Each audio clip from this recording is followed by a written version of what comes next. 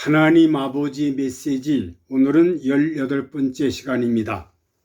성삼위 하나님을 만난 자의 공통점에 대해서 지난 시간에 1탄, 오늘은 2탄인데, 지난 시간에 하나님을 만난 자의 공통점은 눈물의 종이라고 했습니다. 눈물을. 첫 번째로 아브라함의 눈물, 그리고 두 번째로 모세의 눈물, 그리고 다윗의 눈물, 그리고 에레미야의 눈물, 그리고 사도 요한의 눈물, 사도 바울의 눈물, 그리고 예수 그리스도의 눈물. 기독교는 눈물의 종교라고 강조했고, 눈물이 메말라진 이 시대에 옛날에는 눈물바다로 교회가 이루어졌는데 요즘에는 눈물이 메말랐다는 사실입니다. 그래서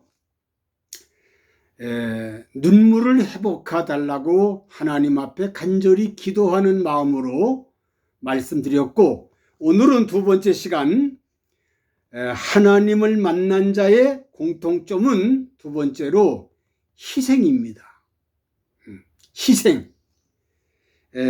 우리가 성경에 나오는 인물들이나 그리고 오늘까지 하나님을 의지하고 사는 모든 사람들, 전 세계 사람들이 예수 그리스도가 희생한 것처럼 희생이 있었기 때문에 오늘 하나님의 역사가 존재하고 있다는 겁니다. 그러면 첫 번째로 창세기 18장 2절로 8절에 보면 아브라함과 그의 부인 사라의 희생입니다. 아브라함도 중요하지만 아브라함의 부인 사라가 아주 어마어마하게 희생했다는 사실입니다. 사라는 자기 남편 아브라함을 주님처럼 하나님처럼 모시고 살았다는 사실입니다. 대단한 여인입니다. 희생은 대접이요 헌신입니다. 그리고 땀과 노력입니다. 이분들은 자기 장막 지나가는 사람들에게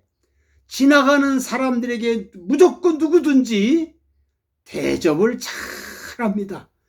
남을 대접한다는 것이 얼마나 힘든 일입니까? 그러나 아브라함과 그의 부인 사라는 대접을 잘했습니다. 그러다가 대접을 그렇게 하다 보니까 하나님의 새 천사를 대접했다는 사실입니다. 지나가는 사람들에게 항상 절을 했다는 사실, 지나가는 사람들에게 발을 씻겨주는 그 준비를 했다는 것, 지나가는 사람들에게 좋은 고기를 준비해서 대접했다는 것, 지나가는 사람들에게 아름다운 일들을 잘 유익하게 해줬다는 사실, 이것이 아브라함이 그렇게 했지만 아브라함의 부인 사라가 얼마나 정성 들여서 준비를 했다는 사실은 우리가 크게 칭찬할 수밖에 없습니다. 사라처럼 희생하는 여자들이 우리는 소중하다는 것을 우리에게 알려주고 있습니다. 두 번째로는 사르밧 과부입니다. 이 과부는 엘리야 시대에 살았는데 정말로 과부 혼자 몸이 아니라 외아들, 아들과 둘이 살았는데 그 당시에 모든 나라가 다 가물어서 먹을 것이 없는 심정이 돼서 마지막으로 정말로 밀가루 한 움큼 남은 걸 가지고 한 번 먹고 죽으려고 나무를 주러 갔다가 엘리야를 만나게 됩니다. 그래서 엘리야를 만나가지고 엘리야가 왜 그렇게 오셨습니까? 나는 이 나무를 주워다 갔다가 내 외아들 아들 있는데 이 아들과 같이 마지막으로 밥 한 그릇 해서 따뜻하게 먹고 이제 죽으려고 합니다 하니까 엘리야가 그것을 먼저 떡을 하나 만들어서 나에게 가져오시오 그렇게 부탁합니다. 참 엘리야도 가관입니다. 어떻게 그 마지막으로 먹고 죽을 수밖에 없는 그 양식을 자기가 먼저 해달라고 합니다. 그래서 아무것도 없습니다. 나는 다만 한 끼 먹을 것밖에 없는데 나는 아들을 다시 정말로 먹고 죽을 거 없는데, 그래서 엘리야의 말을 듣고 가서 정성껏 준비해 가지고 엘리야가 대접을 합니다.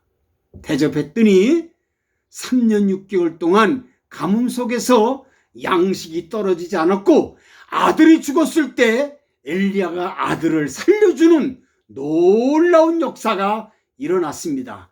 하나님의 종을 한번 대접했다고 해서 이렇게 어마어마한 축복받은 이 사르밧 과부를, 이 희생이 얼마나 소중하다는 사실을 우리에게 잘 알려주고 있습니다. 세 번째로 나오미, 그의 며느리 룻의 희생입니다. 나오미와 그리고 룻, 그리고 오르바, 바로 나오미는 시어머니고 룻은 며느리고 그리고 오르바는 첫째 며느리입니다. 그런데 이 사람들이 처음에 나오미하고 그리고 엘리멜렉이 부부가 고향을 떠가지고 이방으로 갔습니다. 가서 아들들에게 며느리를 삼아줬는데 그 며느리가, 큰 며느리가 오르바고 작은 며느리가 룻입니다. 그런데 기가 막힌 일은 이 큰 아버지가, 그러니까 나오미의 아버지, 나오미의 남편 엘리멜렉이 죽었습니다. 그리고 결혼한 지 얼마 안 되는 큰 며느리, 적은 며느리 놔두고 큰 아들도 죽고 작은 아들도 죽습니다. 참 기가 막힌 일입니다.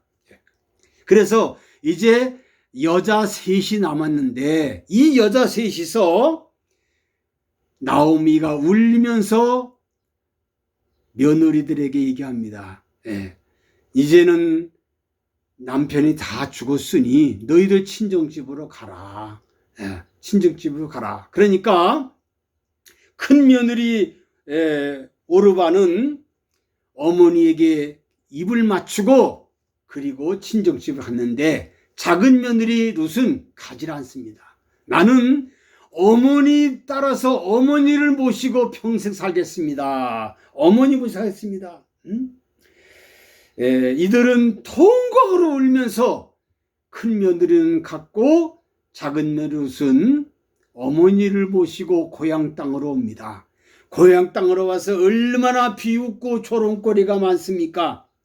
그런데 정말 기가 막힌 것은 이들의 그 룻의 희생으로 말미암아 어머니를 모시고 그를 어머니를 먹여 살리시려고 그 보리삭을 주워다가 먹고 사는 신세가 됐는데, 거기서 하나님의 축복으로 보아스를 만나가지고 예수 그리스도의 족보에 올라가는 위대한 룻이 됐다는 사실입니다. 그래서 정말로 예수님의 족보에 올라간 룻이 됐다는 사실을 볼 때 이렇게 어마어마한 사실이, 어머니를 모시고 정말 평생 동안 하나님을 의지하고 그 하나님 의지하는 나오미 어머니를 모시고 그 어머니를 위해서 희생한 룻을 통해서 어마어마한 우리에게 교훈을 주고 있습니다. 네 번째로 마리아입니다. 마리아는 옥합을 깨는 희생을 했습니다. 마태복음 26장 1절로 13절에 보면 그렇게 기록됐는데, 사복음서에 다 이 마리아 옥합 깨트리기 있는데, 제자들은 그 옥합을 깨트리는데 그 옥합이 거금인데 그것을 정말로 구제하지 그걸 왜 허비하느냐고 마리아를 막 비방하고 욕을 하고 비난하고 조롱을 합니다. 그러니까 예수님이 그러지 마라. 마리아는 좋은 일을 선택했다고 예수님은 마리아를 칭찬했다는 사실을 우리는 기억하고 정말로 예수님에게 희생하는 것은 절대로 허비가 아니라는 사실을 우리에게 가르쳐 줍니다. 다섯 번째로 하늘의 미랄 예수 그리스도의 십자가 희생입니다. 요한복음 12장 24절부터 26절까지 보면 만민을 구원하는 것은 예수 그리스도의 하늘의 미랄에서 썩어서 죽었기 때문에 우리를 구원시킬 수 있는 놀라운 역사의 한 페이지가 됐다는 사실입니다. 예수님은 말씀만 남기신 것이 아닙니다. 당신의 몸을, 자기 몸을 희생하는, 말만 하는 사람이 아니라 몸으로 실천하는 사람. 오늘 많은 사람들이 말은 잘합니다. 말은 천산유수입니다. 신불신망론하고 어느 종교를 믿든 간에 말은 잘하는데 실제로 실천하는 사람은 그렇게 많지가 않습니다. 그런데 예수 그리스도는 말만 하지 않았습니다.